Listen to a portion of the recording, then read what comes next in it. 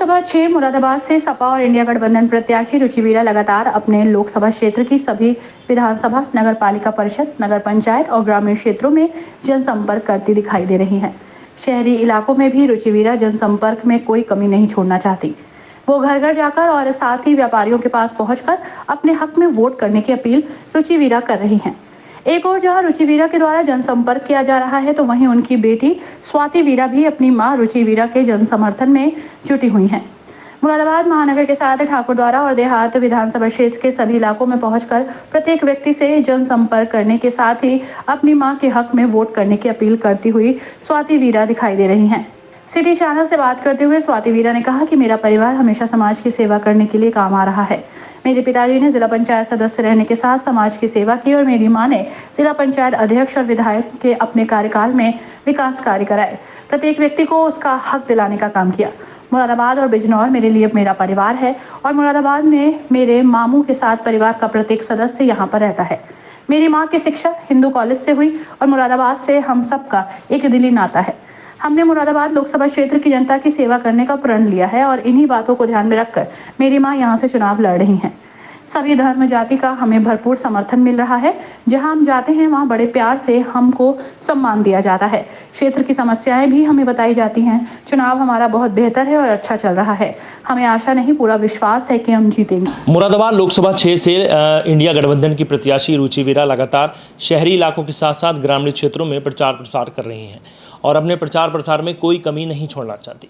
तो वहीं उनकी सुपुत्री भी लगातार अब प्रचार प्रसार करती हुई दिखाई दे रही हैं और लगातार अपने माता के हक में वोट करने की अपील भी कर रही हैं। इस समय वो मेरे साथ हैं।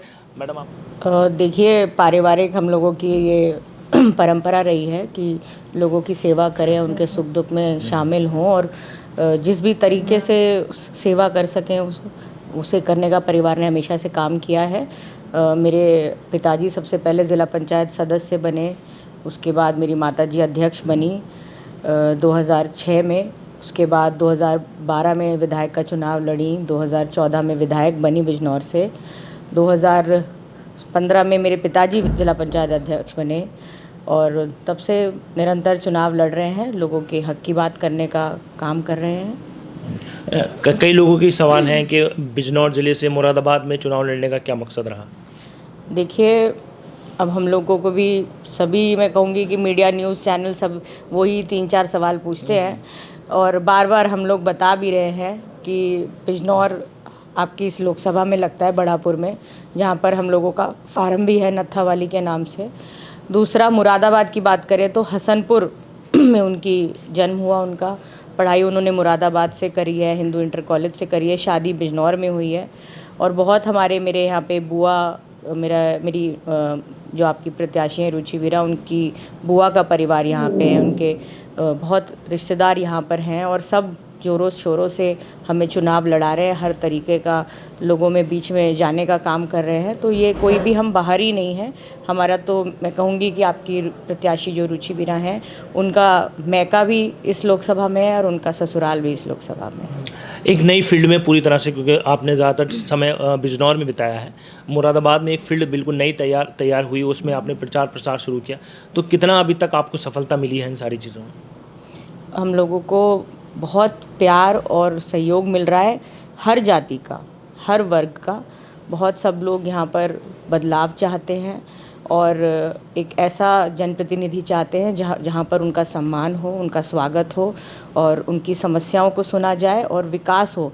मुरादाबाद में मैं देखती हूँ कि स्मार्ट सिटी है, लेकिन सब जगह सड़कें टूटी हुई हैं, धूल है। तो मैं समझ नहीं पा रही हूँ कि हमारे भारतीय जनता पार्टी की सरकार ने क्या परिभाषा समझी है स्मार्ट सिटी की। अब तक जिन जिन क्षेत्रों में आप गई हैं, आपको क्या लगता है कि उन क्षेत्रों में हमें कितनी सफलता मिली है और अभी कहाँ तक अभी आप पहुँच रहे हैं? हम लोगों को बहुत सफलता मिल रही है कि जैसे मैंने आपको बताया कि हर वर्ग, हर समाज का व्यक्ति बदलाव चाह रहा है और उनको समझ आ रही है कि ऐसा हमें नेता चाहिए जो लोगों के बीच में रहे, जो लोगों का सम्मान करे और जहाँ पर उनकी सुनवाई हो। शुरू में जो सारी चीज़ें विरोध के रूप में आई थी, अब उसमें आप कहीं ना कहीं समझती हैं कि अब लोग आपसे जुड़ने की कोशिश कर रहे हैं? बिल्कुल, लोग जुड़ रहे हैं। जो समाजवादी पार्टी में आस्था रखते हैं, जो उस विचारधारा से आस्था रखते हैं, आपसी भाईचारे की सोच रखते हैं, विकास की सोच रखते हैं, इंडिया गठबंधन और कांग्रेस के अलायंस से सब लोग जुड़ रहे हैं।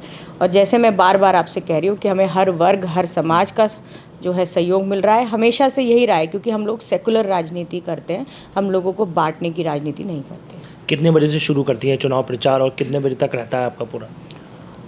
ये तो भाई सुबह 8 बजे से शुरू हो जाता है, दूर के क्षेत्र में जाना होता है तो सुबह 6 बजे से हो जाता है, रात को 12 बजे 2 बजे तो रहता ही है चुनाव में, क्योंकि बहुत कम समय मिला, 20-22 दिन का चुनाव है, तो ज़्यादा से ज़्यादा लोगों में हमको पहुंचना है, तो समय का पूरा इस्तेमाल करना है। मुरादाबाद लोकसभा क्षेत्र की जनता से आप क्या कहना चाहती हैं अपने शब्दों में?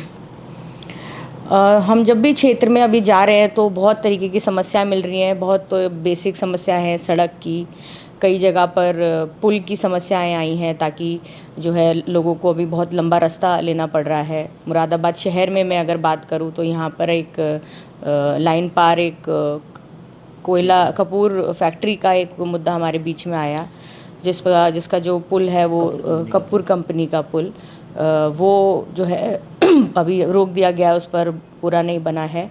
और भी बहुत सारी, सबसे पहली तो स्मार्ट सिटी की बात है कि यहाँ पर कोऑर्डिनेशन नहीं है, सब लोगों के अलग अलग जो सेक्टर अलग अलग काम कर रहे हैं, कभी पाइपलाइन, गैस पाइपलाइन के लिए खोद दे रहे हैं, कभी नीचा जो है सड़क बना दी है, ऊंची सड़क बनानी चाहिए, मानक के अनुसार काम नहीं हुआ है सर। बिल्कुल बिल्कुल।